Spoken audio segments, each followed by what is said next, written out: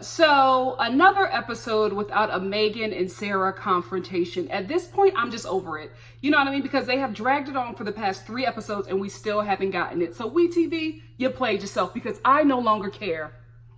I'm lying. I'm really interested. Can you please make it next week? Come on. So before we get into this messy episode, I just wanted to let you guys know that I'm not turning into Miss Cleo. I'm actually preparing my hair because I have an audition tomorrow and I didn't want to like take it out and then have to put it back up. So this is what you guys are getting.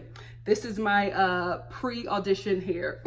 And yes, this is a muumuu. This is my house muumuu. I have them in different colors. I have them in different fabrics. I have them in different sizes. I am a muumuu girl.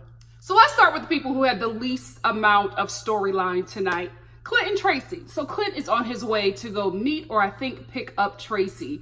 And before we continue on with Clint's storyline, I just want to talk about Brady for a second.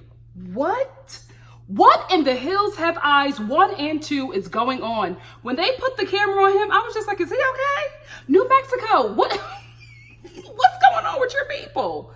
Like, is it the water? Is it the food? Is it a curse from the ancestors? Okay. Or is it Clint's bloodline? Like, what is Brady was clearly off, but he was very similar to Clint. So is it New Mexico or is it the bloodline or is it the crack?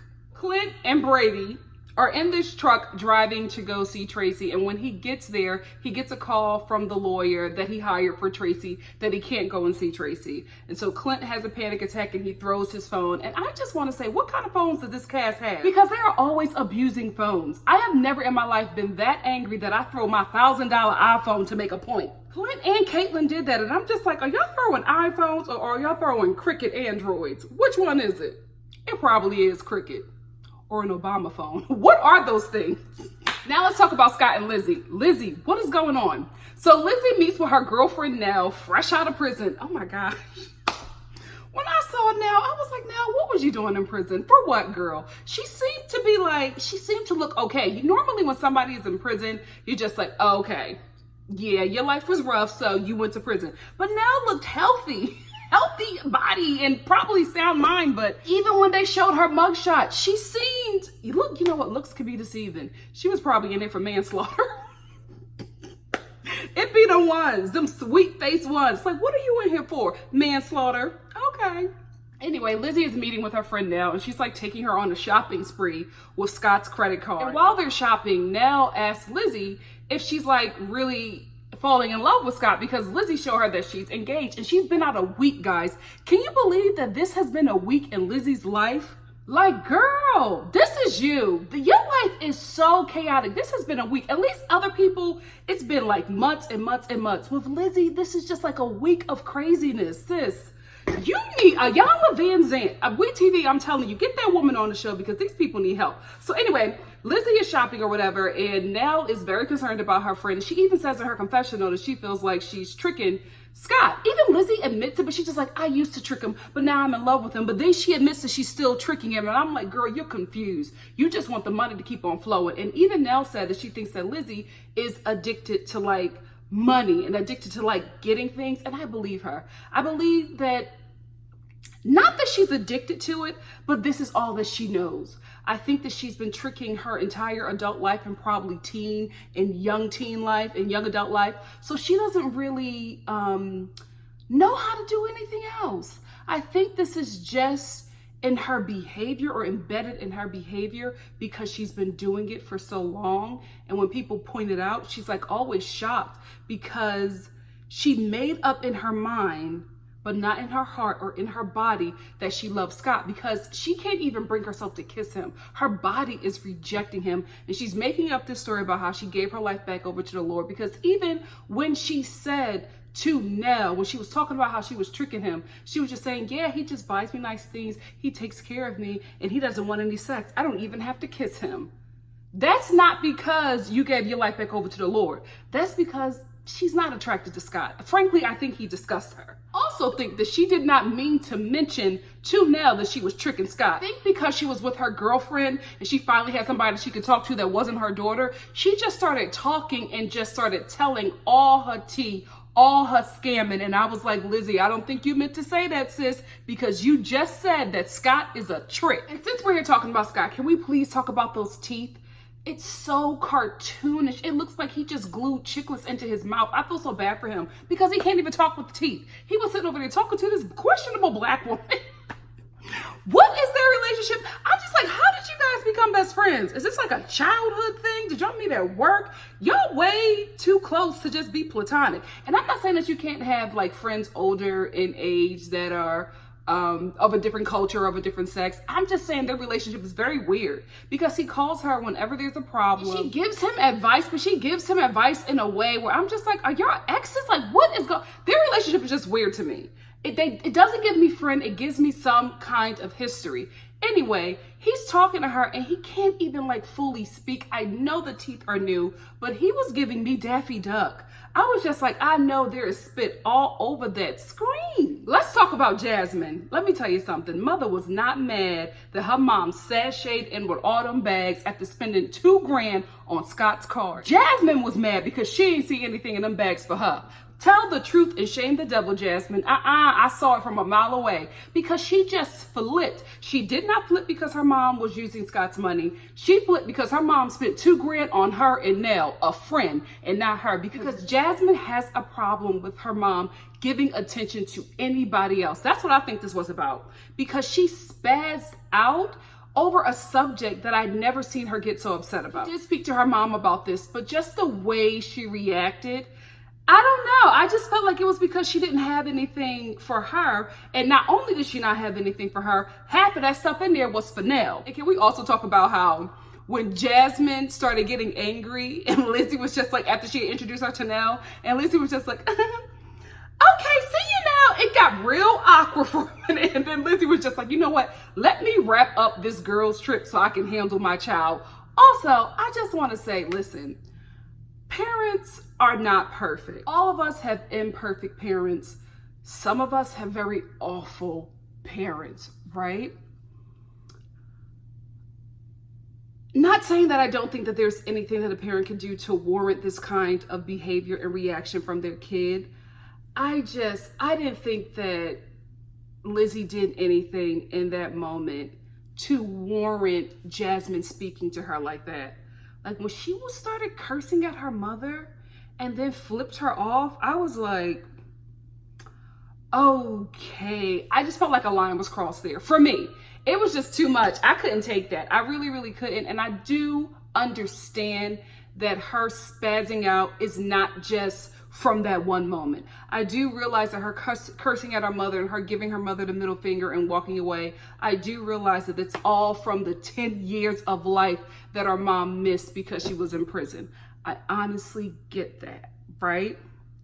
I still think as the woman who gave her life, she deserves some kind of respect. And I couldn't get with it. I couldn't get with it. Like, yes, the girl is hurting. And that's where I think that is from. I think that it wasn't about her spending the money and getting an apartment, all the stuff that she was saying, right? Because that's what kids do. When we get upset, especially when it's at our parents, we don't want to tell them the truth because even though we're angry at them, we love them. And we give them something that is more believable and is something that they can take, right? She loves her mom. She doesn't want her mom to go off the deep end, right? Because she feels like she'll lose her again. So she'll tell her just something so that her mother can understand the reaction, but she won't tell her the truth. And I honestly think the truth is that her mom not only spent time, she spent time and money on somebody else that wasn't her. And guys, it's only been a week. You know what I mean? Scott spent money on Lizzy. Lizzy spent money to get clothes and to do all of this stuff. When have we seen Lizzy do a shopping trip with Jasmine? I guarantee you if Lizzy did a shopping trip with Jasmine and instead of Nell, she would not have that reaction. Let's talk about Brittany and Marcelino. So Brittany and Marcelino, where do they live?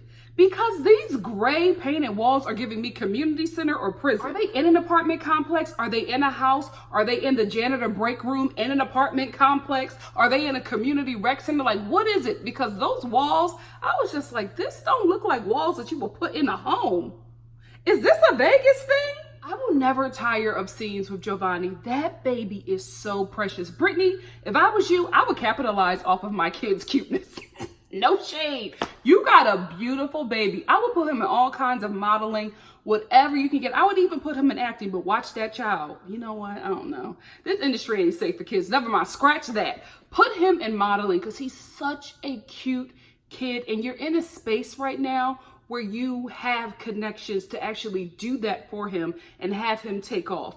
You could really, set him up if you got out there early with that kid, because he is so gorgeous. He is so sweet. Like, I can't believe it, but I was watching a scene with Marcelino and I was smiling. I was so happy. I loved the scene with him and Giovanni, and I loved how he was holding him and they were playing and they were just having a really good time together. Then Giovanni took off running. It was just like, chase me, daddy. And I was like, he calls him daddy. It was just so sweet. It was so sweet. And I was just happy to see the growth of Marcelino with Giovanni, because I remember when Brittany first told him about her son, he was not happy. Like, it was really weird. Remember his reaction? And she was just like, I want you to really be in his life and be close with him. And he was just like, I had a terrible stepfather. He was horrible to me. Okay.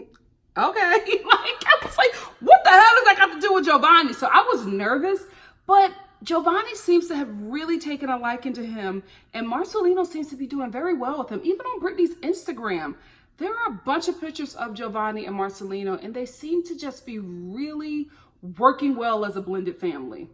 I'm happy. I really am happy. Although I think that a portion of their story is fake, this seems very real to me. So after Brittany, Marcelino, and Giovanni are finished spending family time in the park, they come home to their community center and Brittany sits down and tells Marcelino that she's pregnant. Marcelino's reaction, maybe he just takes in information, like important information, differently, because his reaction, I was just like, oh, okay. What's going on? It was delayed for a minute. She was like, I'm pregnant. And he was just like, you pregnant? I was like, oh, is she gonna get punched in the forehead? Like, what is going on? Then finally, he got really excited. He started dancing or whatever. He did make this one comment. Is it a boy or a girl? She was just like, it's just a pregnancy test. And he was just like, oh, it's a boy. And I just laughed, because we all know that karma is gonna get him good. I'm about to talk about Caitlyn and Matt.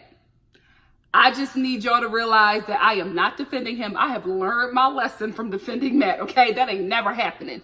But I do want to say this, and I think it's true.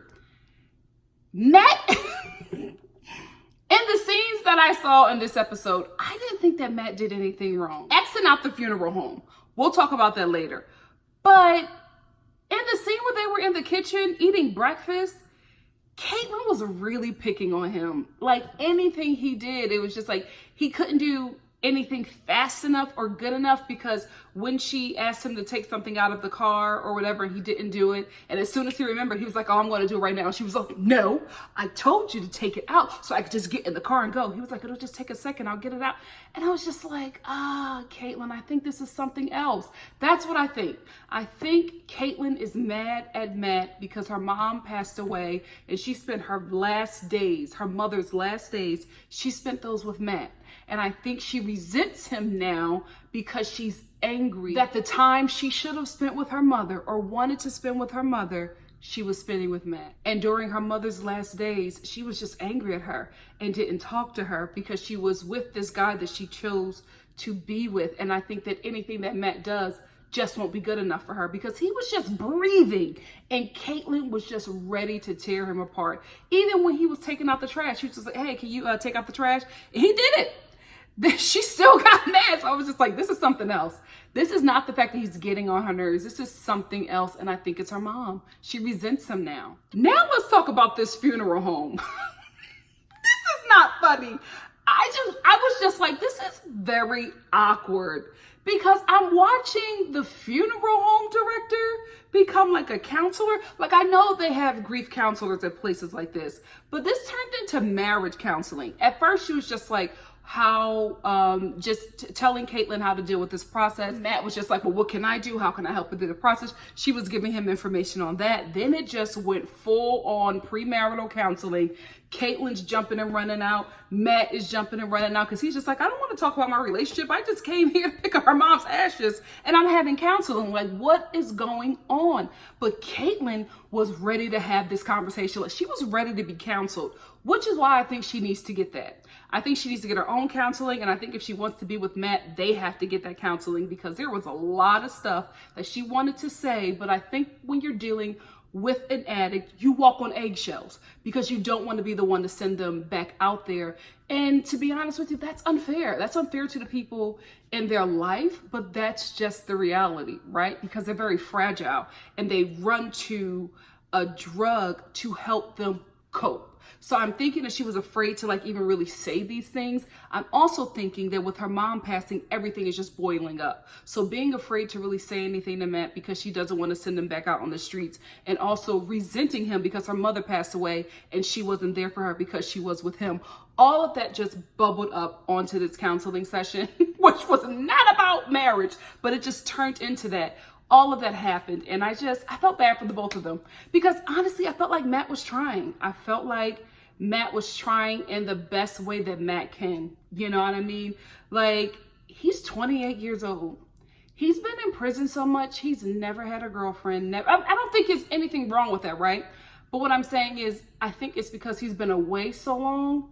He's never been out long enough to really connect with a woman and have a relationship. You know what? I'm not going to say it. Was he having relationships in prison? Let me stop. Still detoxing. Okay. It just came up in my mind. I was like, he never had a relationship with a woman. But you've been in prison a long time. That's a long time to be your body changing. You having all these urges. You know what? Let's move on. But even though this was awkward, I will say that grief counselor was giving Caitlyn some real good tea and info. She was like, listen, he has been in prison for a very long time. Men like that have to be reprogrammed. You don't got time for that. You need to take care of you. I was like, girl, listen to her. I felt like that was me talking to Caitlyn. Because everything she was saying, I was like, yes, girl, get out of this situation. Take care of yourself. He does have to be reprogrammed. He's been in prison, in and out of prison, from juvenile detention, in and out of prison since he was a kid, girl. He is institutionalized. He needs help. What he can't do is be a husband, a father, help you through all of these hard times that you're dealing with. And he still does not know how to live on the outside world without meth or prison. Girl, you got to move on. And honestly, sad to say, I think that Caitlyn's going to stay with Matt. I think the majority of it will be not because she loves him and wants to be with him. That is there. I think now she's alone. She's alone. And she even said it. She doesn't want to be alone. So she's going to stay with this dude and try to make it work out because she chose him and she resents him for it. But I'm just like, sis, you need to be mad at yourself and not at Matt, regardless of how terrible of a dude he is. Institutionalized. He didn't force you to not see your mother. That was you. You made a choice to no longer not only live with your mom, but even communicate with her because you chose a guy who she thought was dangerous to you. You know what I mean? I don't think that her mom had any issues with Matt. She just didn't want Matt with her daughter or in her home. And because of that, they lost out on time. And I don't think that it's right for Caitlyn to take it out on Matt, where she should just sit with herself and deal with, unfortunately, just the hurt and pain of that moment. You know what I mean? Because she just feels bad. And I think because we all deal with pride, it's easier for her to get mad at Matt than to get mad at herself.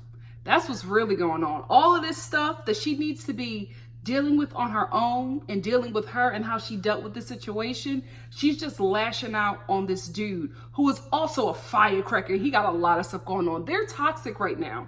They are really, really toxic and they both need help. I don't think they can help each other. So now let's get to the messy throuple. So Michael goes and picks up Megan. This is the thing. He makes the dumbest decisions. He goes to the airport to pick up Megan in a different city from where he has to meet his parole officer, right? So he goes to pick up Megan and they're in the car and he asks her what she wants to do. She's just like, oh, I want to look for apartments and jobs. For what? You trying to move out here? The majority of the time that you have had with this man has been while he has been locked up. Y'all had one night of passion, okay? And you are just sprung out? One dick appointment got you like this? Wow, Michael, what are you doing? He put it down with them toddler braids, okay? Like, this one moment has her ready to move to New York State, but she don't know nobody, get a job, get an apartment. Like, what, girl? None of this makes sense, which is why I'm just so shocked that she's been able to go so long in her life like this with no wherewithal. It's the family. I'm telling you, it's her family's fault. Megan's family does not allow her feet to touch the ground at all. Like, she has experienced no life because they have blocked her and protected her from everything, to the point where not only is she spoiled rotten, she's spoiled stupid. She is making the dumbest decisions ever, and it's so sad but entertaining to watch. So anyway, while they're in the car, he starts spazzing out because Megan, I guess, puts in the wrong city for where he needs to be. So he goes to another city farther away from where he needs to be. He's driving around like a madman, flipping out or whatever. And I'm just like, this is your fault. This is your fault. You should have told Megan to take a cab or have the production take her to the hotel while you go meet with your PO, then you see her after. Why are you making these dumb decisions and then spazzing out and then acting like a victim? So anyway, he gets to his PO late. About 10 minutes late, they see him driving. They lock him up because not only is he late for the second time, he's also not supposed to be driving. Why? Because he's a freaking carjacker. What are they supposed to think? Were the cops being hard on him? Absolutely. But sir, if you were never carjacking people, almost attempting murder on people, you would not be in this position. So I cannot feel sorry for you at all. Like, dude, make some wise choices. You are a father and allegedly a husband. Before I go on, thank you so much to Rhea S. and Shakia Woodson, who sent me the link for Michael's live. Michael did a live on his sister's Instagram, I think. And everybody was asking him a bunch of questions. A bunch of them was about Megan and her sex skills. But he did give a few details of some things that I wanted to know. One, he confirmed that he is married to Sarah, but he is not with her. He actually got paroled in Detroit because he said the parole officers in New York City or in New York State made it really hard for him to, I guess, stay out of jail because they were already overloaded with parolees and they didn't feel like taking on another one from out of state. So he said they were just extra hard on him because they didn't want to deal with not only another parolee in New York State, but a parolee that is from another state. So he actually got paroled when he got out of jail to Detroit where his family is. And that's also great information to know for anybody trying to move to New York State. Baby, they are overloaded with paroled felons, okay? Stay woke and lock your doors. So Michael gets locked back up and he's sentenced to 4 months in prison for violating parole and for driving a freaking car, which he knows it was something that he should not do. So his mom and his sister come and they are rightfully upset at Michael. You know what I mean? But then the mother does something that I'm just like, I couldn't get on board with, right? So she's obviously at the hotel in the parking lot or whatever doing her confessional with production. And she's talking about how she wants to talk to Megan about the situation. And I'm just like, why are you pulling up on Megan? Well, you need to pull up on yourself. You need to pull up on your husband. You guys are responsible. Michael was your responsibility. Him out there in the streets carjacking, just being all kinds of irresponsible, that is from his environment. That don't got nothing to do with Megan. I don't even think she should have came there. I think production should have told her, but I felt like she wanted to come here to address her for the situation that was happening. Because even when she talked to Megan and gave her the information, she was very short with her. Yes, I understand that her son just got locked back up by his own merit. This was his doing. This was nobody else's doing. And I get that she was upset that he went to go pick her up. So maybe that's why he was late. But you're using all of these other scenarios instead of just dealing with the fact that he made this decision to do this, which is why he's back in prison. So she told Megan the situation and she's very short with her or whatever. And then she walks away and then she's just like, she goes back out in the parking lot and she's giving her confessional and she's just like, she got to go. This woman got to go. Right. She does. But again, your anger is misguided. I just couldn't get on with that. And I think I also still have a problem with the mom because she was somebody who was sitting on FaceTime with Megan while her married son was telling this woman that he loved her. Ma'am, the problem you should have is with your son, and you should have checked him when he first did it. When he brought that phone over to you, FaceTiming Megan, you should have slapped that phone out of his hand and blacked both his eyes because what he was doing was horrible. Now all of a sudden you team Sarah. It don't make sense. It don't add up. You should have been Team Sarah from day one. Remember your first comment about Sarah? She's growing on me. Don't switch up now because the season wrapping and you know how the fans are going to talk about you. I know the game. So poor Megan, she stays spending one day with Michael. Like there's nothing. In their time together, I'm guessing they spent like what? It gotta be like 36 hours max together. And you still sprung on Michael? Girl, that felon penis must be strong, okay? Listen, I ain't letting it catch me. So then Michael's mom sits down with Sarah and they're talking about the whole situation. And can I tell you something, guys? Aviana, beautiful baby. Beautiful baby. And I remember when she first saw Michael when he was out of prison and she was very upset with him. And I remember saying it's because she knows, like kids, they don't understand fully what's happening, but they're so like open that they know when something is not right. You know what I mean? Because when she saw him, she was mad at him because he was gone. So when Sarah told her that daddy was gone, I don't know why she called jail work. You know what I mean? I'm not saying tell the kid that her father is doing a bid in prison, but why would you call jail work? Anyway, she tells her that daddy isn't coming because Sarah was like, do you know who's on their way? And she was like, daddy? And she was like, no, daddy's not coming.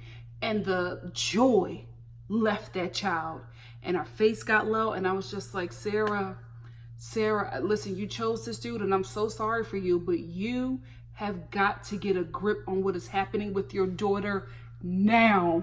I'm telling you, what is happening with her is going to grow with her. And you don't want it to get to an age or a space where you can't treat it. Treat it today. I'm telling you, sis, I know. Treat it now. So that's where the episode wraps. We don't get a Megan and Sarah confrontation. We do get a pretty sad episode. I didn't laugh as much.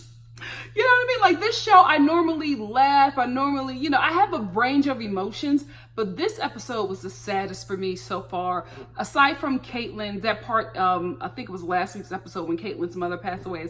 Aside from that moment, this episode overall was I felt like it was a lot of heartbreak in here. And it wasn't as enjoyable to watch, but, I mean, listen, these are people's lives, right? So it shouldn't be enjoyable. What I'm saying is it just didn't have as many twists and turns as the episode normally does. It was just sad. It was really, really sad. And I felt bad for everybody in the cast. Everybody. When I feel bad for Matt, you know it was a sad episode. I was just like, this dude is fresh out of prison. He got a girl that just lost her mama and blames him for it. He got a lot on his shoulders. And I just felt bad for the dude. I really, really did. But I think it was a very good filler episode because we got a lot of information in that. And we got a lot of information that will take us to the next week where we won't get a Sarah and Megan confrontation. I'm just not expecting it anymore. I'm just not expecting it. I'm thinking it's probably going to happen on the season finale. And speaking of the season finale, I am going to do a partial live. Like within the last 10 or so minutes of the show, I'm going to hop on live so we can like discuss the ending right away. So look out for that and I'll let you know more about it in the following review for next week. And also thank you so much to everybody who has been donating to NikkiStar TV. I totally appreciate it. I'm trying to like grow my equipment here. Like I had no idea when I started this channel that I would need so much stuff to do it. But, you know, every day, little by little, I am getting the things that I need to give you guys a greater experience. And I thank you all who have donated to make sure I get to that goal quicker. I totally appreciate it. And if you do want to help out, please check out my description box. I have a lot of information in the description box as well. And I'm just thankful. I really, really am thankful. I totally appreciate your support. I totally appreciate your you guys giving me tea. I totally appreciate just all the love. I feel it and it really does get me through. Thank you guys so much. And if you like what you see here, please like, comment, subscribe, and share. And I will see you next week for not the finale, the next episode of Love After Lockup.